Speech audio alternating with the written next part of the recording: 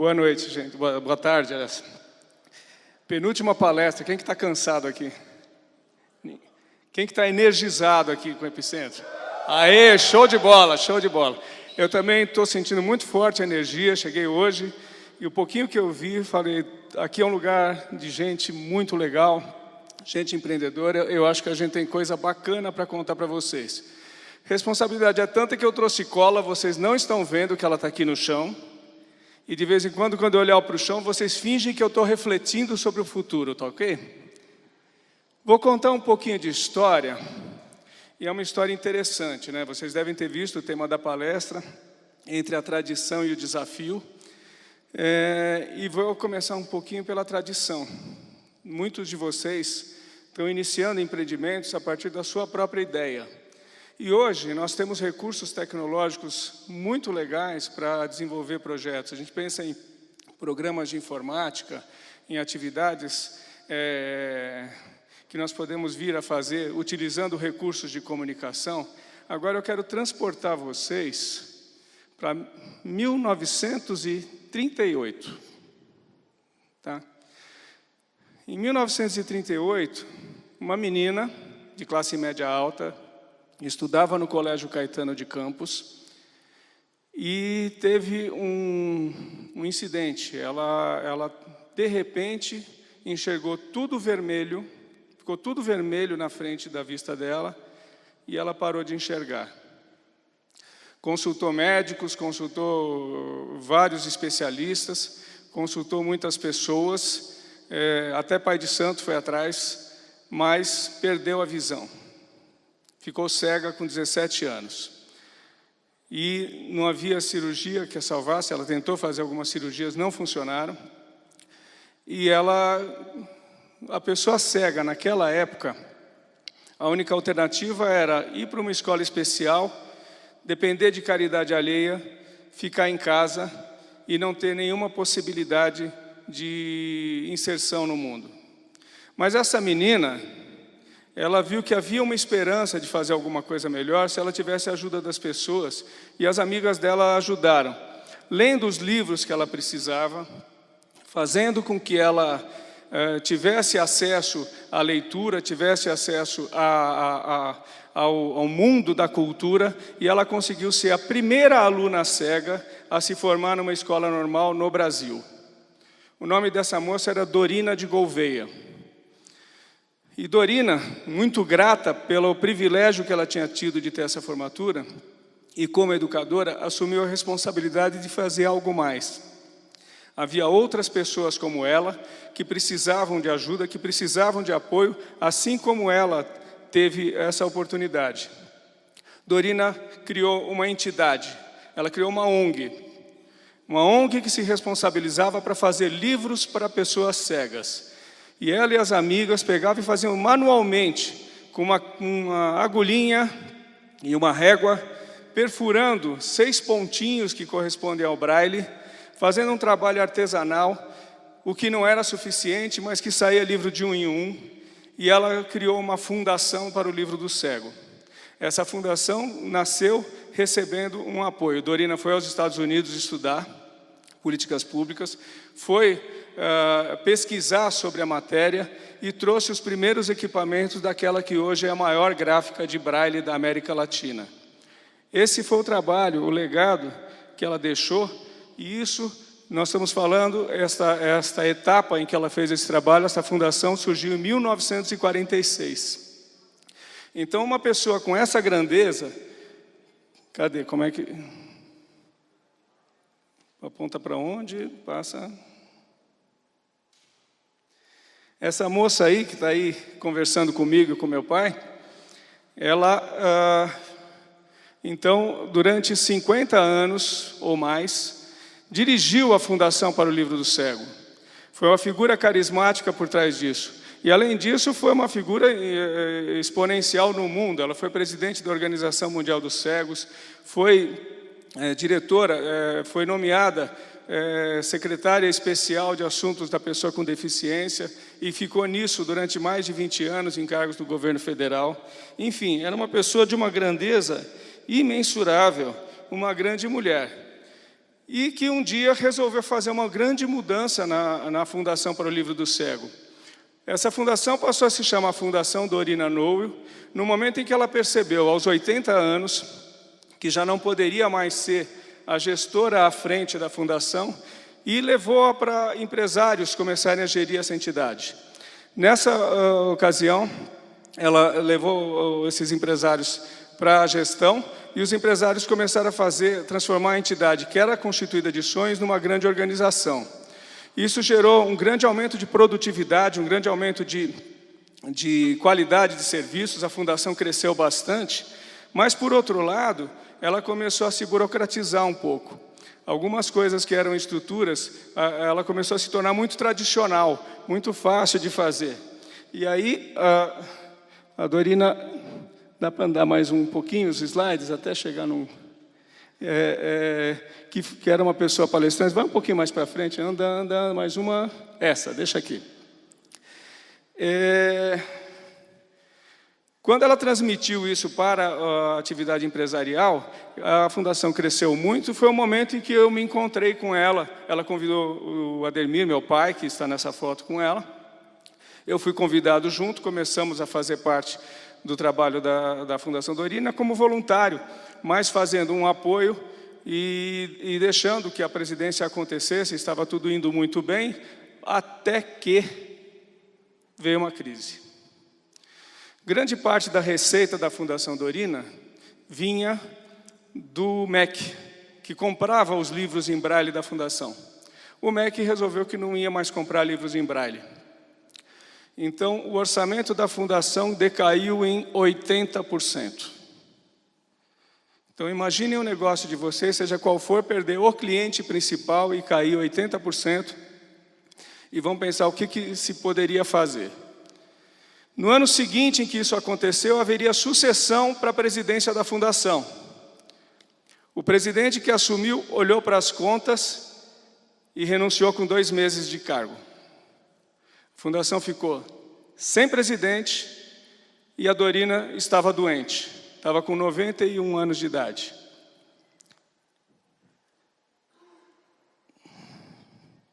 Aí ela faleceu. Faleceu preocupada com aquele sonho que ela tinha realizado, poderia não sobreviver a ela. Logo ela, que escreveu contos, que ela falava que nós não nascemos para deixar, para que as nossas obras fiquem no espaço da nossa vida, mas que as nossas obras sejam um legado para o futuro. Ela estava vendo a Fundação sob ameaça. Só um louco iria assumir uma fundação endividada, falida, sem dinheiro em caixa para o próximo mês, sem pessoas capazes de fazer diferença na fundação. Precisava que algum louco assumisse aquele negócio. Passa o próximo slide que eu vou mostrar quem foi o louco.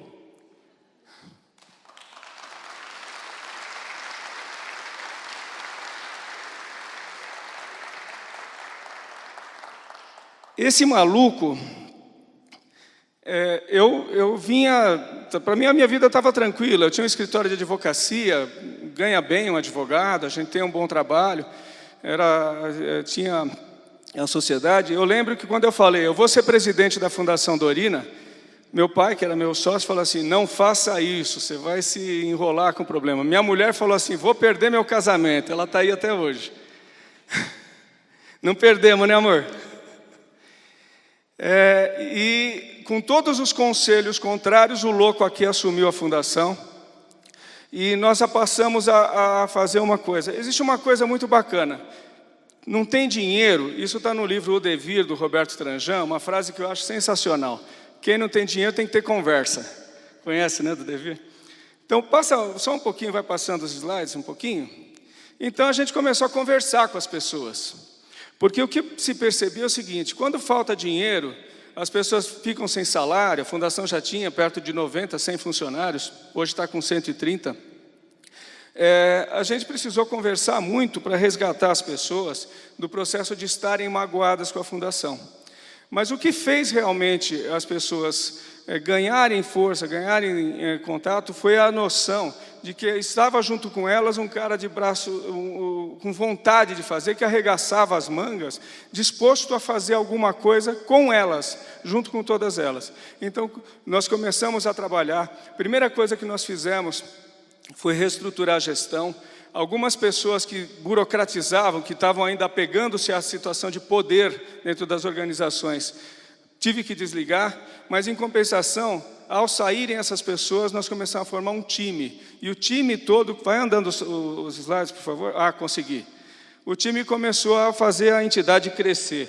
Começamos a fazer uma transformação na consciência das pessoas. Nós fizemos uma metanoia. E isso foi um processo muito importante para a Fundação, que foi o processo de identificar novas lideranças, novos caminhos e novas ações. Realmente isso aqui está sem pilha. Vamos passando mais um pouquinho. A Fundação se voltou para os seus clientes e aí, hoje, nós somos uma entidade que passou de um orçamento, no primeiro ano de crise, o orçamento dela era de 6 milhões, foi 8 milhões no ano em que ela superou a crise, e hoje está em 22 milhões. Nós atendemos hoje mais ou menos 1.100 pessoas por ano, em processos de reabilitação. Então, nós reabilitamos, nos últimos 5 anos, que é o tempo que eu estou aqui na Fundação, mais de 5.000 pessoas, que hoje são pessoas que saíram de situação de desamparo, de dificuldade, de perda de autoestima para uma realização pessoal, para o seu emprego, para a colocação profissional, sendo pessoas com deficiência visual. A Fundação produz hoje em torno de 1.200 livros entre serviço de braille acessível, braille digital e falado. Se ela fosse uma editora comum, ela seria a maior editora do Brasil.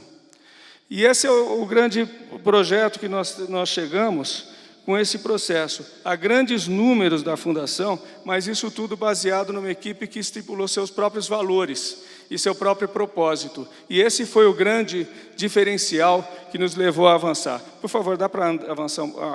Andou, mais um. Então, esses são clientes em atendimento. A nossa equipe de trabalho, aqui essa foto mostram alunos do curso de avaliação olfativa da Fundação, pessoas que ganharam profissão, ganharam recursos, ganharam dignidade na vida. Me ajuda a passar. Esse é o nosso prédio, uma fachada do prédio.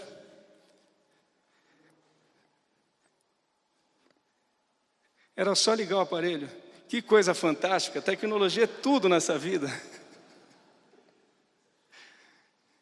A gente se preocupa em trazer cola em papel, essa coisa de alta tecnologia, usar pilha, eu não sei como usar, não. Não, funciona. Então, a Fundação hoje ganhou muito em sua estrutura, agora parou, e na formação da sua equipe. Então, nós estamos mostrando aqui a oficina de costura, o estúdio do livro falado, a atividade de revisão do texto em braille, editoração de livros, atividade de marketing, produção de livros em braille.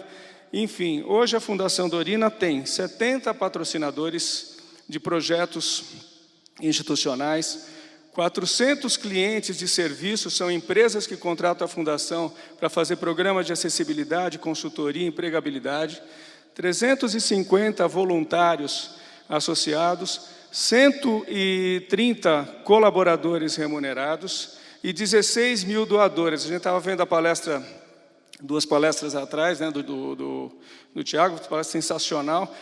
A Fundação já tem um número de doadores pessoais. Mas, o Tiago está aí, eu quero, viu? Quero fazer uma consulta com ele, porque realmente existe uma situação que é o futuro que a Fundação precisa desenvolver. Nós chegamos ao ponto em que estamos, somos uma das maiores entidades de São Paulo, e tudo isso foi um trabalho que começou com uma menina cega tendo um sonho, com um maluco assumindo que devia fazer esse sonho prosseguir. Esse foi o nosso trabalho, e isso nos leva à construção de um devir.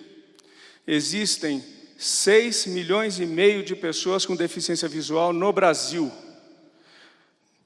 Aí, quando eu falo que nós atendemos 5.000 pessoas, eu costumava dizer o seguinte, eu criei um negócio que eu vou falar para vocês, eu falava para as pessoas, a fundação é genial, é sensacional, mas quando a gente olha que nós atendemos 5.000 e precisamos atender 6 milhões, a gente dá a exata dimensão do quanto de desafio nós temos para fazer.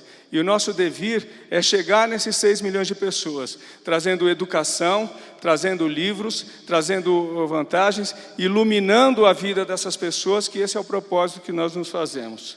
Então, eu queria fazer essa breve apresentação, espero que ela tenha sido inspiradora para vocês. Deixo para vocês o e-mail da Fundação Dorina, meu e-mail para quem quiser novos contatos, e quero agradecer a atenção de todos vocês. Muito obrigado.